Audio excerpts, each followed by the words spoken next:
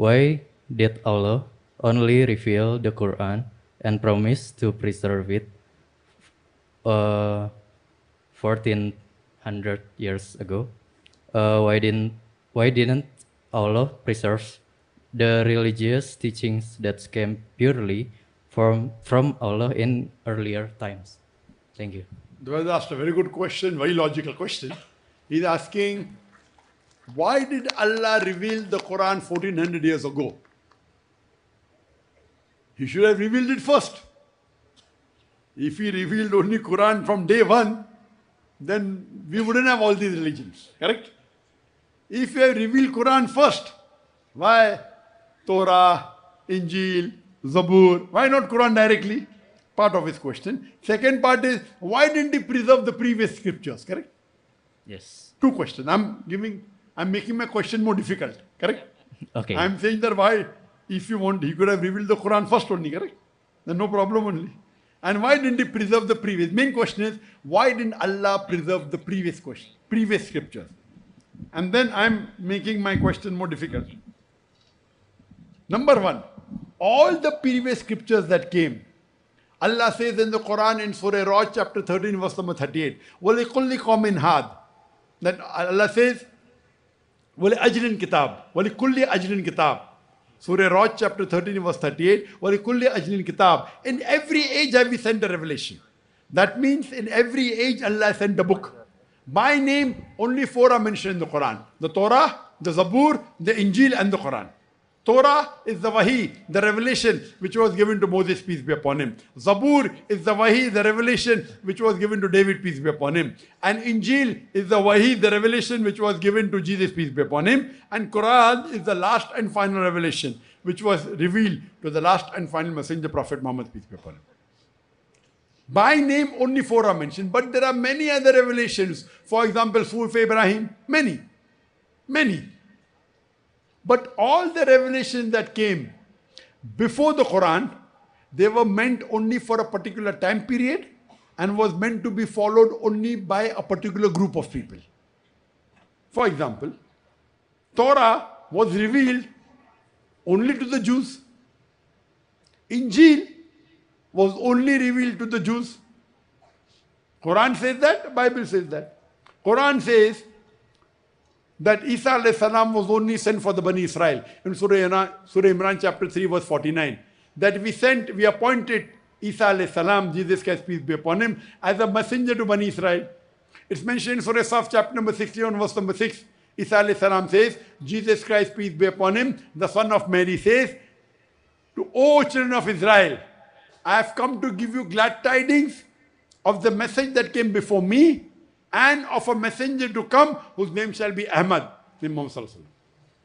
Jesus Christ, peace be upon him, says in the Gospel of Matthew, chapter number 10, verse number 5 and 6, go ye not into the way of the Gentiles. He's telling his apostles, he's telling his disciples, go ye not into the way of the Gentiles.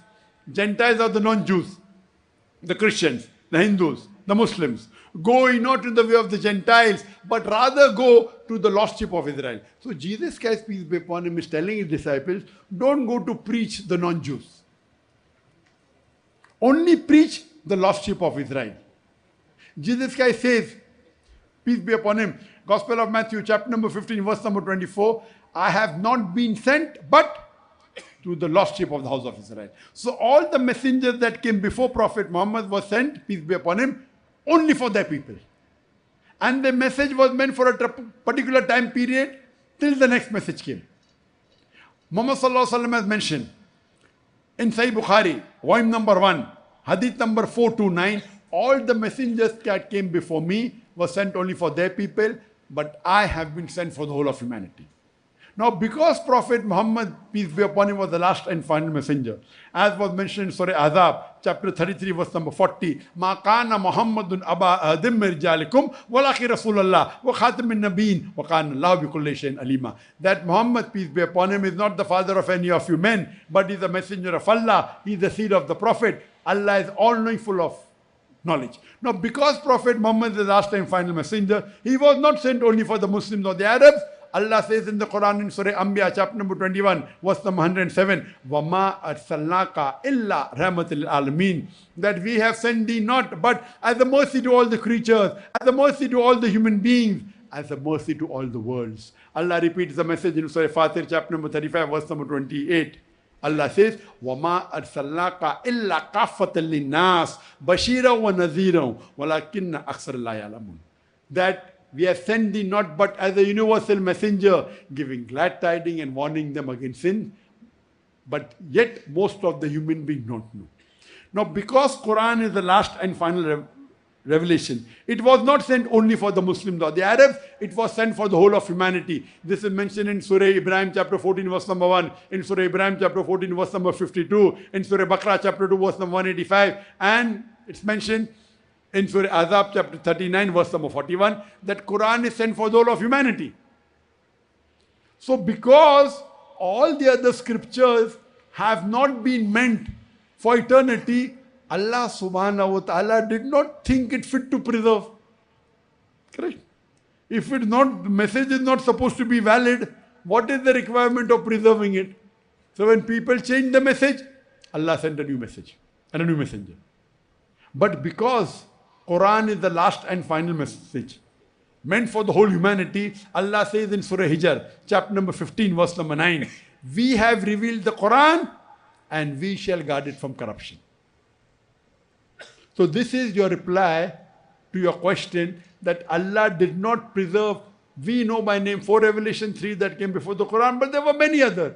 But because they were only time bound and the message wasn't meant for eternity, Allah didn't think it fit.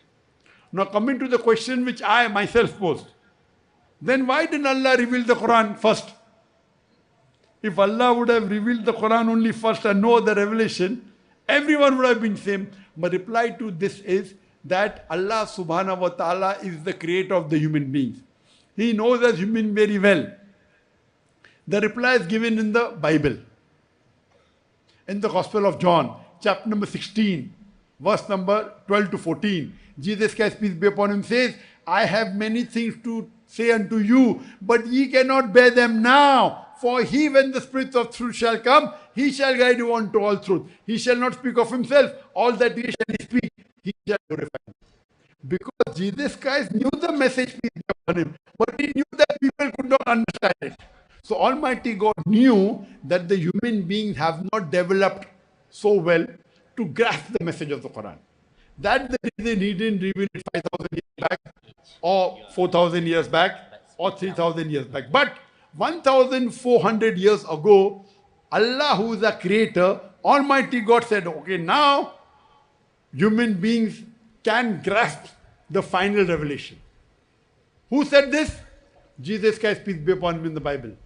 Gospel of John, chapter number 16, verse number 12 to 14. Jesus Christ said, I have many things to say unto you, but ye cannot bear them now. Same thing the other messenger said.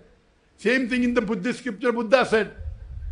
Same thing Zoroaster said. Another messenger is going to come. Same thing Moses said in the Gospel of, in the book of Deuteronomy, chapter number 18, verse number 18. So, Allah knew that human being could not absorb it, could not understand it, difficult to implement.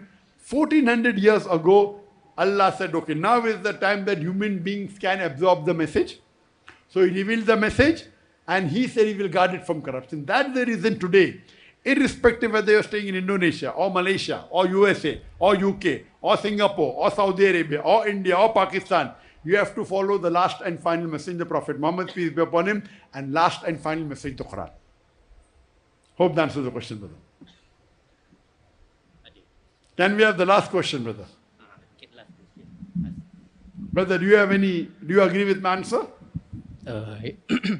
Yes, thank you for your answer. Okay, you can ask your third question. So the last question is, what do you think if someone doesn't want to accept Islam because they have been bullied by Muslims and become Islamophobic? The example is my sister who told... Sorry, brother, you said that because they have been bullied by Muslims and after that I didn't hear. Islamophobic and become Islamophobic. Islamophobic, okay. Yeah. Oh. The example is my sister who told Non-Muslim blood is halal by her Islam religion subject's teacher. Sorry, non-Muslim blood is haram. Yeah. Non-Muslim blood is halal. Yes.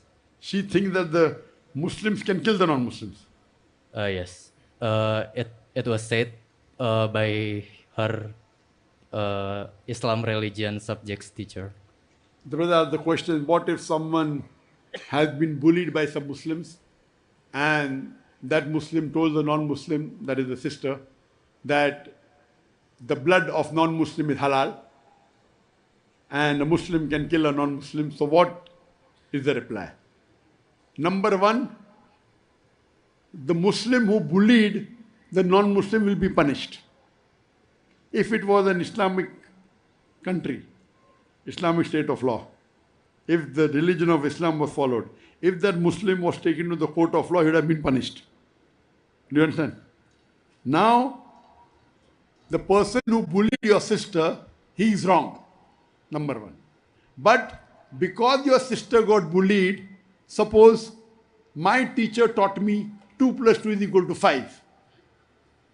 Correct? When I was a kid, I said 2 plus 2 is 5. Now when I become an adult, and if I say my teacher said 2 plus 2 is equal to 5, therefore 2 plus 2 is equal to 5, will you forgive me? No. Okay, as a kid, no problem. Age of 3, 4, my teacher told me 2 plus 2 is equal to 5, so I repeated it. Now when I become an adult, my teacher told me wrong, I can decipher right from wrong. So just because teacher told me wrong, full life I will not keep on saying 2 plus 2 is equal to 5, correct? Yes. For that few years, acceptable. That teacher, wrong, God will punish the teacher if he did purposely. But for me, I have to grow up. Okay, fine. My teacher bullied me. I was a small kid. I agreed. I made a mistake. God will forgive me. But now, 2 plus 2 is equal to 4. You understand? So someone tells me that man, the neighbor, he is a villain. He is a murderer. Okay, when I'm a kid, I'll agree. But when I grow up and find out that the man is very good, he's very loving, he's very generous, he's very kind, I should not continue having that same view. I should change my view. So if your sister was bullied by a Muslim and she had Islamophobia, that person who bullied, brother, Yes. can you hear me? Yes. Yes, so if I'm giving the answer, if you can look at me better. Yes, sorry. Yes, I think you're talking amongst yourselves. Otherwise you'll miss the answer and then you won't know what I said. You can't do two things together, 100%. Partly you can do. So if your sister was bullied by a Muslim who gave wrong information of Islam, she had Islamophobia, that Muslim will be punished.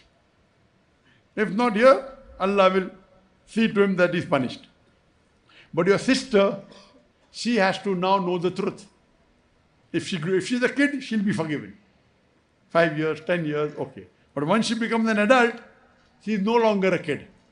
That time she has to accept the truth. She cannot keep on repeating 2 plus is equal to 5, my neighbor is not good. If your neighbor is good, it's good. You understand, no? So, you should be, since you are the brother, you should guide her and tell her that whoever was your friend, they told you wrong things, and encourage them like the lecture I gave today, correct? The lecture I gave was Islam's view on terrorism and jihad. And one verse which I missed out in my lecture, which I have to mention now. I would like to thank you for that. That one verse of the Quran is sufficient to prove that Muslims are not terrorists. Allah says in Surah Maida, chapter number 5, verse number 32, if anyone, any human being, kills any other human being, unless it be for murder or for spreading corruption in the land, it is as though he has killed the whole of humanity. Allah says in the Quran in Surah Maida chapter 5 verse 32 that if any human being, whether Muslim or non-Muslim, kills any other human being, whether Muslim or non-Muslim, kills any other innocent human being, it is as though he has killed the whole of humanity. And the verse continues, if any human being saves any other human being, he saved the whole humanity. So this verse of the Quran says, if any Muslim kills any innocent non-Muslim also, it is as though he has killed the whole of humanity. Is it clear? Yes. Quran says if any one human being, even a Muslim, kills any other innocent human being, even if it be a non-Muslim, it is as though he has killed the whole of humanity. And if any human being, whether Muslim or non-Muslim, saves any other human being innocent, it is as though he has saved the whole nation. So this verse of the Quran, it doesn't appear anywhere else in any scripture except the Quran. No other religion. It is sufficient to prove that Islam is against terrorism. And will also remove the misconception of your sister, the Islamophobia, that she was told something wrong. Quran is solid proof to say that the blood of the non-Muslim is halal, is a fabrication. Okay, if the non-Muslim comes to attack you, then you can defend, no problem. If it's in the battlefield, that's a different thing, if there's operation. But generally, to say this, it is totally wrong. It's against the verse of the Quran of Surah Ma'idah, chapter 5, verse 32. Hope that answers the question, brother. Thank you. Brother, now coming back to my question. You said you believe there's one God. You Yes. said you believe that Jesus is the messenger of God. You also believe that Prophet Muhammad is the messenger of God. So I asked you the question, then what is stopping you from accepting Islam? Maybe because I'm not financially stable. So Brother, to be a Muslim, do you have to be rich? No. Is there any criteria in the Quran that you have to be rich to be a Muslim? Our beloved Prophet Muhammad Sallallahu Alaihi Wasallam said, it is easier for the poor man to go to Jannah than a rich man. Do you know that? yes. Our beloved Prophet Muhammad Sallallahu Alaihi Wasallam said, it is easier for a poor man to go to Jannah than a rich man. That means if you are poor, your life, your test will be easy. I'll give you a few examples. If you are rich, Allah says in the Quran and various hadith that you have to give zakat. That is, every rich Muslim who has a saving of more than nisab level, more than 85 grams of gold, he or she should give 2.5% of that saving every lunar year in charity. If you don't give, it's a big sin. But for the poor man who doesn't have saving, he has to give no charity. So in zakat, he gets 100 out of 100. For the rich man, if he doesn't give, he gives 0 out of 100. Maybe he'll give half. He'll not give right. So he gets less marks. But for the poor man who has to give no zakat, he gets 100 out of 100. Do you understand? Yes. So there are various tests. Even the poor man has got tests. Even the rich man has got tests. But the rich man, the test is difficult. And our beloved Prophet, Muhammad Sallallahu Alaihi Wasallam, you know, he said that you have to give charity. So one of the Sahabas asked, Ya Rasulullah, how can we give charity?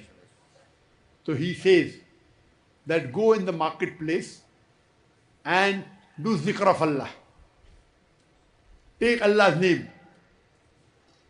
La ilaha illallah. And say the talbiyah.